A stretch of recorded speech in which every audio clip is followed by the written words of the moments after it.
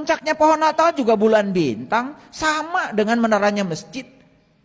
Kalian itu kadang-kadang ngerti enggak, bencinya udah duluan.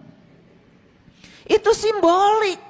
Begitu seseorang sudah Natal, lahir kembali kesadarannya, maka tubuhnya itu bercahaya, banyak lampunya. Dia bisa melihat pusat semesta dalam dirinya. Itu namanya sudah tercerahkan.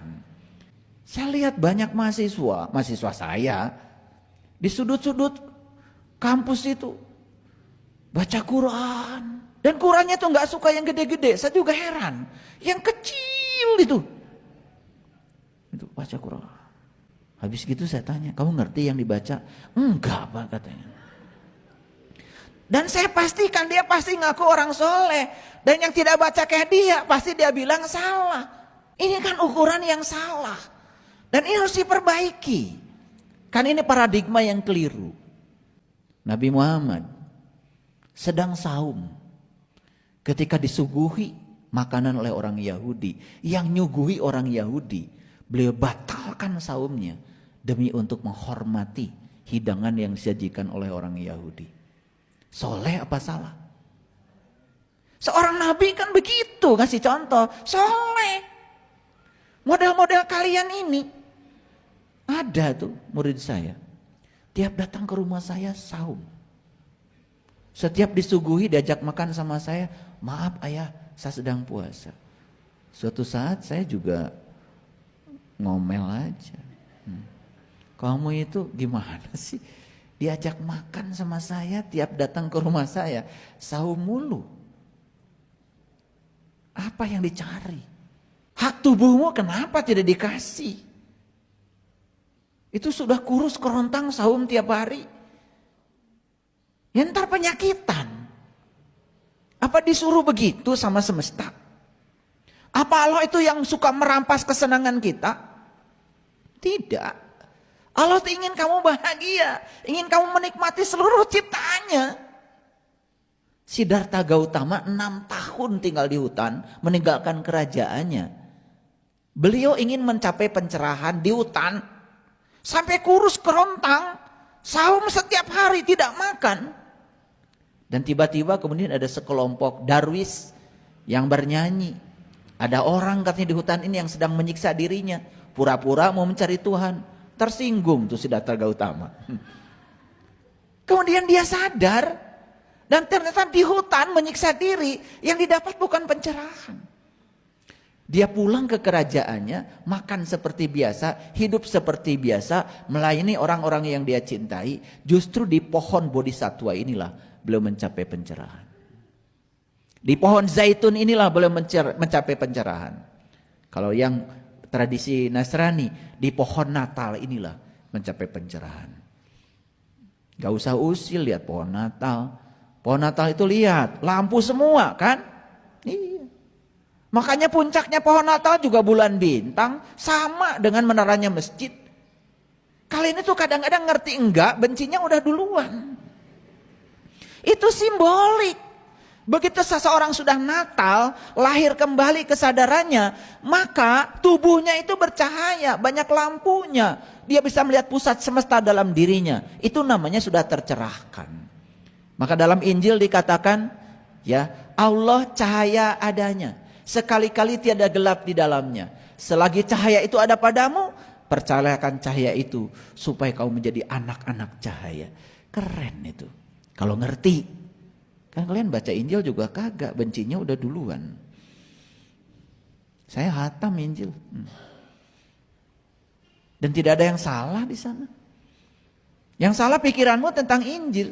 Karena dari kecil sudah membencinya. Ngomong aja sembarangan. Ketika ditanya waktu pelajaran agama, kitab yang wajib diimani ada berapa? Lancar. 4 katanya. 1 Al-Quran turun sama Nabi Muhammad. 2 Injil turun sama Nabi Isa. 3 Taurat turun sama Nabi Musa. 4 Zabur turun sama Nabi Daud. Pertanyaan selanjutnya dari saya, bagaimana kau bisa mengimani? Punya aja enggak, baca aja tidak. Lucu kan? Memang lucu kalian ini. Bagaimana bisa mengimani? Saya waktu minta dibelikan Injil sama bapak saya juga dipukulin sama bapak saya. Ngapain kan kau minta Injil? Permintaan saya dianggap aneh. Padahal bapak saya ngajarkan pada saya. Kitab yang wajib diimani ada 4. Quran saya punya, Injil pengen punya. Kenapa saya tidak boleh? Kan harus diimani. Apa yang salah dengan saya? Malah dipukulin. Karena dipukulin ya saya ngumpulin duit, beli sendiri. Diumpetin lagi. Karena nggak boleh kelihatan. Seperti itu kita beragama selama ini tidak terbuka. Terus terang ya, saya pernah benci sama Injil. Tapi kebencian itu bukan karena saya tahu isinya buruk, bukan. Karena saat itu ditanamkan pada diri saya untuk membencinya. Kan pohon Natal menjadi simbolis. Nah, Natal itu bahasa lain. Kalau bahasa kita yang di Islam itu kan Maulid. Sama sebetulnya esensinya. Maulid itu apa? Kelahiran.